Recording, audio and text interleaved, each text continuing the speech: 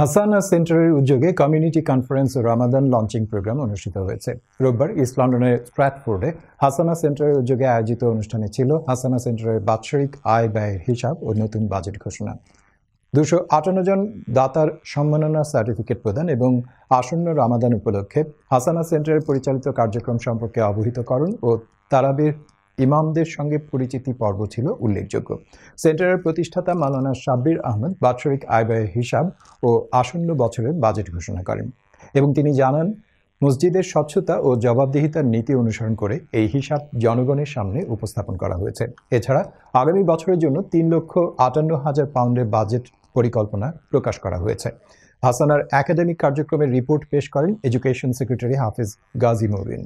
অনুষ্ঠানে উপস্থিত ছিলেন শায়েখ শামসুল হক, শায়েখ হাফিজ ফখরুল ইসলাম, ডক্টর বারী, হাফিজ মুস্তাফিজ রহমানী, ব্যারিস্টার নাজির আহমদ, মুফতি জুবায়ের পাতুল সহ স্থানীয় কমিউনিটি নেতৃবৃন্দ।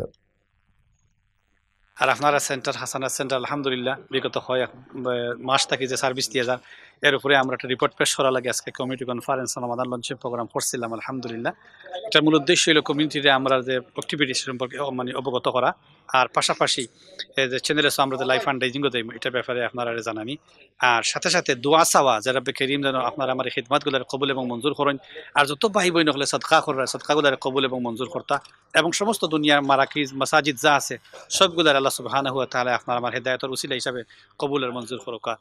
আলহামদুলিল্লাহ আপনারা আগামী তো প্রত্যেক আগুয়াই আইবা সাহায্য সহযোগিতার মাধ্যমে হাসানা সেন্টার যাতে কমিউনিটির এবং মুসলিয়ান এবং ইসলামর দাওয়াত প্রসার করতে পারে এবং সবার সাহায্য সহযোগিতা এটা দিন দিন আরো উন্নতির দিকে যাইতে পারে। So alhamdulillah, today we've had a great event with the brothers and sisters locally raising awareness in regards to how to prepare for the blessed month of Ramadan and what we will be doing over here at the Hasana Center, the activities that will be taking place throughout the month of Ramadan. Today's event was about celebrating the Hasana Center.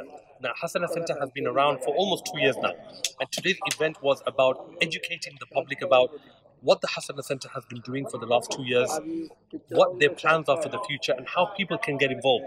It's important that people get involved with a project like the Hasana Center